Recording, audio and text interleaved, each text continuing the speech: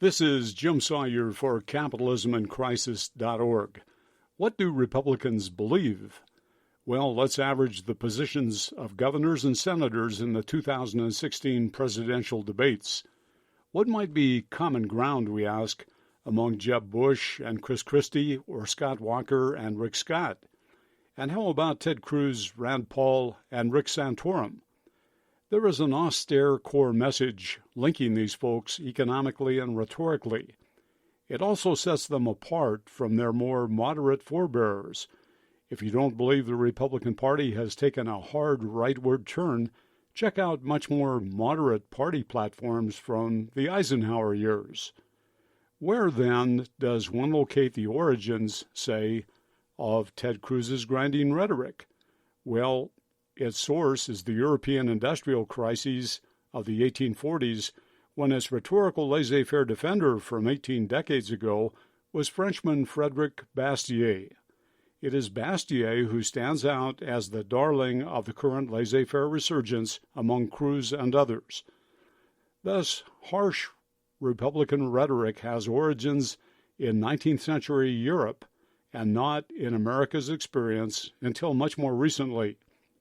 To grasp context, the Industrial Revolution had its beginnings in Europe a half-century before the 1840s crises. The proletariat, to use Marx's term, rebelled against oppression at the hands of bourgeoisie owners of the dark satanic mills. Indeed, these riots and counter-riots were the stuff of Tiny Tim, mainly victimized by the infamous Scrooge in Charles Dickens' Christmas classic. In the United States, the Industrial Revolution arrived late, almost three-quarters of a century later than Europe. Neither did America's Industrial Revolution much provoke European-style conflict, perhaps because the factory system here did not typically subject American families to poverty as dire as was common across the Atlantic. John D. Rockefeller and other so-called robber barons, however, did import laissez-faire policies and rhetoric in the 1880s. Then America's rightward shift was followed a half-century later by a counter-revolution. The progressive era created remarkable leaps in social outcomes.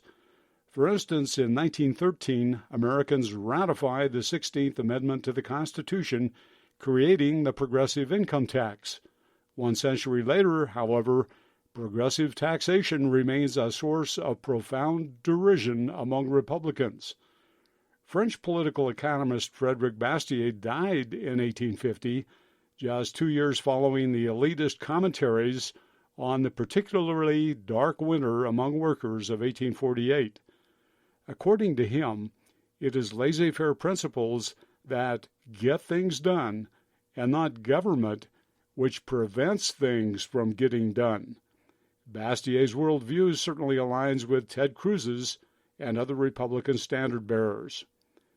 More later on how Republicans favor business as the singular engine of development, and also diss on government, they assert, as a waster, a bungler, and an obstructer of human advancement. Until then, check out Capitalism in Crisis on the web. From Boulder, Colorado, this is Jim Sawyer for CapitalismInCrisis.org.